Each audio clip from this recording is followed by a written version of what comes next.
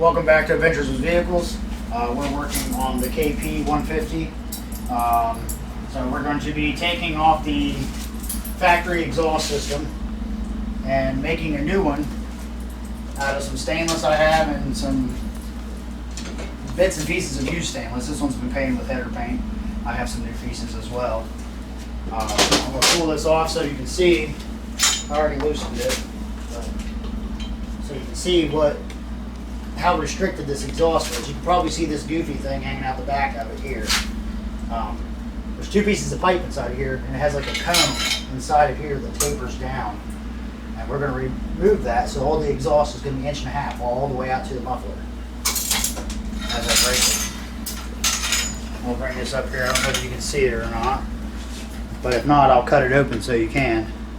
But it tapers down to like 3/4 of an inch inside of here. So we'll get started on it. I'm going to cut this off so you can see the cone in here I was talking about. There's a cone inside here, and also I need this flange. So I'm going to cut this off so you can see what I mean about how it tapers down. I'll probably cut it in 2 points to show you how it's tapered. And I'll try to cut it to where you get a good example of it. I'll cut it back here first, if I can get that on my face.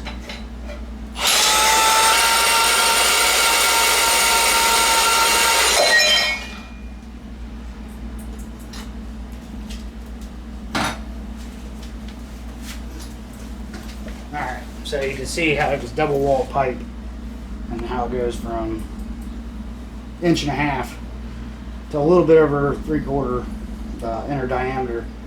So when we're done, it's going to be 1.5 inches all the way out, all the way up to the muffler. So hopefully that'll free up a little extra ponies on this thing, make it sound better too. Now I'm going to take a pen, mark this about where I want it, because it's going to come off the head at a certain angle and then come out, come down, and then go back. So just using this as a reference, it'll sit like that back into the head and the flange will go on it, and then it'll 90 come down. Probably do a little bit of some pie cuts right here and come out, and fake our way to the back. All right, we're going to be using this part. This is the part that used to stick into the head, had a flange here, and this is a much tighter radius than this, but it flows a lot better because of the openings, of course, as you can see. So I'm going to cut that there, and it'll be about the same length. If I have to add some material or take some out, I will. But I'm going to try to make it hug the frame just a little bit more, not much, because I still need to be able to put the plastics back on this bike. So we're going to chop this up and fake it back together. Alright, I got this piece cut, and I sloped it just a little bit so the pipe will run back towards the motor just a little bit. I might take and straighten this up a little bit more, but we'll see how it fits before we determine that. Oh. I suffer from no acetol, so my pants are always falling down.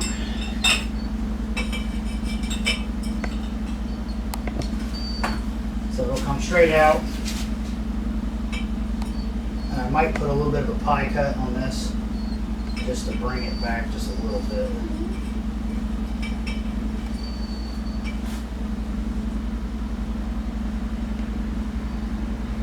I think I'm just going to take just a little bit more off this just by using the saw as a grinder itself. Oh.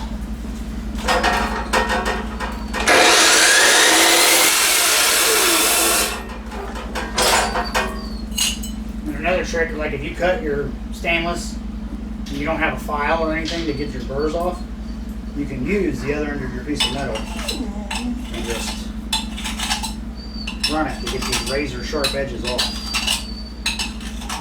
This works with steel, copper, or anything. As long as you're using the same alloy against the same alloy, you can do this.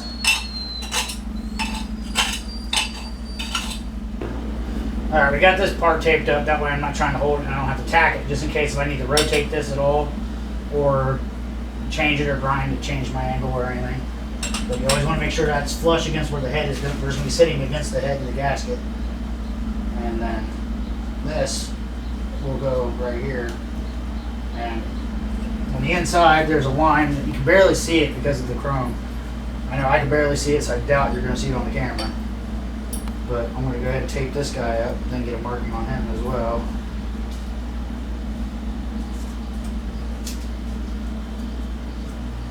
And I like using the tape just because I can tape this up. I can cut a little square out, tack it with a TIG on each side, then remove my tape, and then I don't have to worry about my pipe moving. But it's only good for a few small pieces. You don't want to do it with 4 or 5 different bends because then it won't work.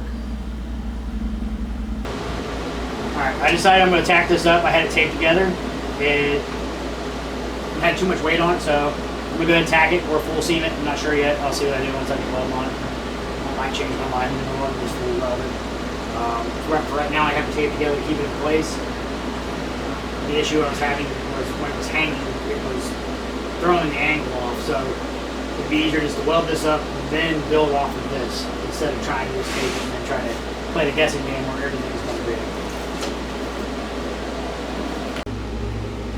Alright, I cut this piece wrong last time, so I had to make a repair on it because I was relying on the tape to hold this up. So I laid it on the ground and kind of eyeballed it again. So hopefully I don't oopsie-doopsie this one too. But if I do, I'll fix it. And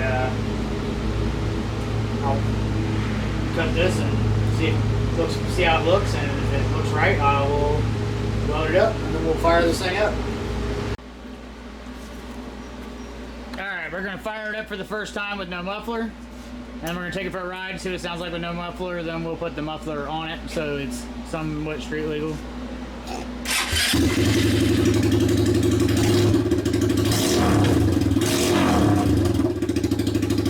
Wow, now let's take you down the road.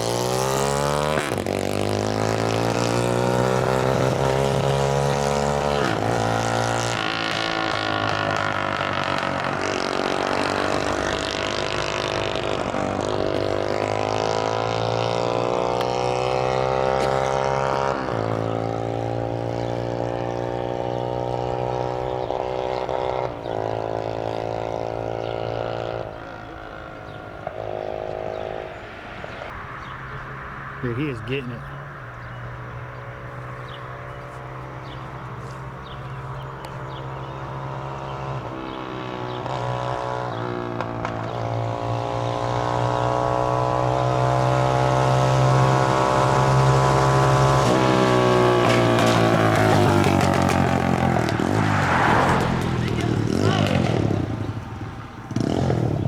Good hear you.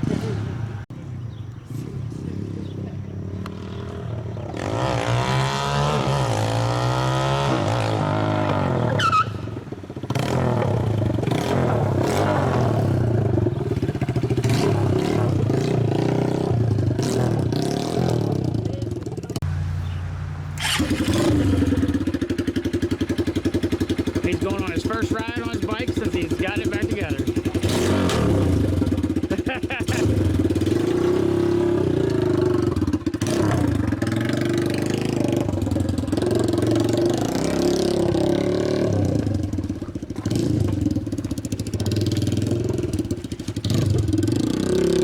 He doesn't run at the fire hydrant first.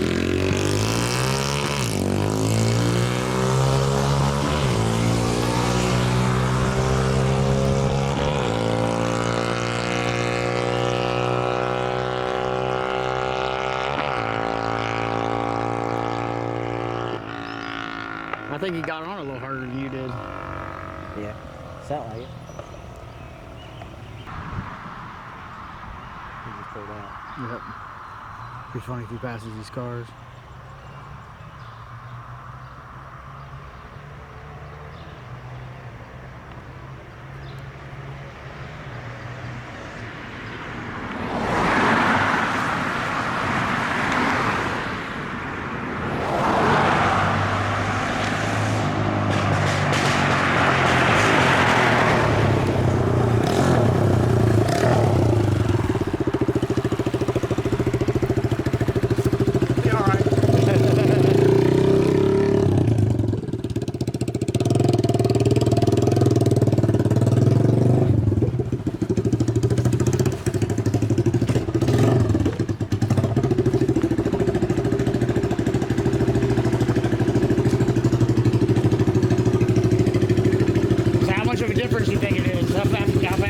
Up to? Just a little bit over 60 right now. Heck yeah. It sounds like you gave it a little bit more beans than he did. I think he was afraid of it. It's still back, you know, when you got up high RPM. Yeah. See, I watching, before I'd get way up into the red. Yeah. Now as soon as I even get close to the red, it's when it starts backing and making the mess. Yeah, we'll put a muffler on it and see if it just needs a little bit more back pressure too. Yeah. Go ahead and fire it up.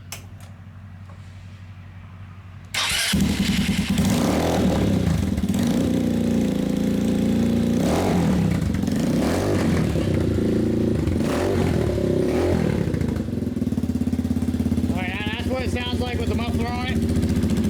We'll get some video of him ripping it down the road real quick. And what you hear of that?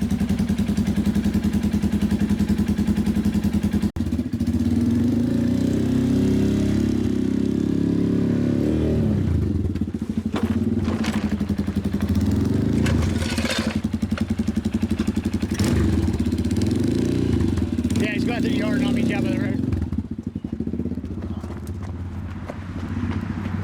Running around all the cars.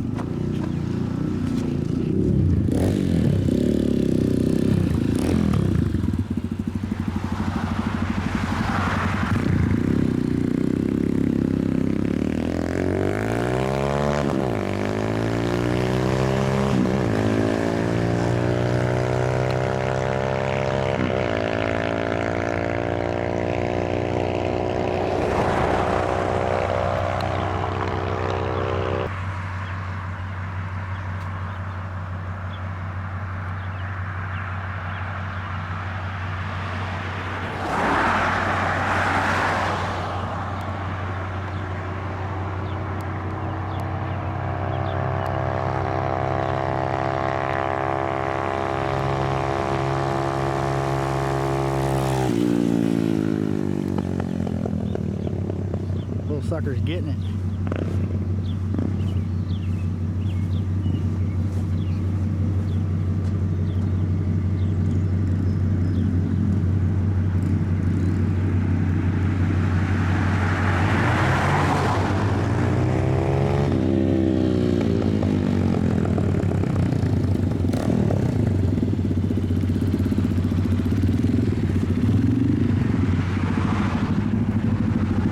It didn't sound like it was breaking up, was it? Yeah. Just a little bit?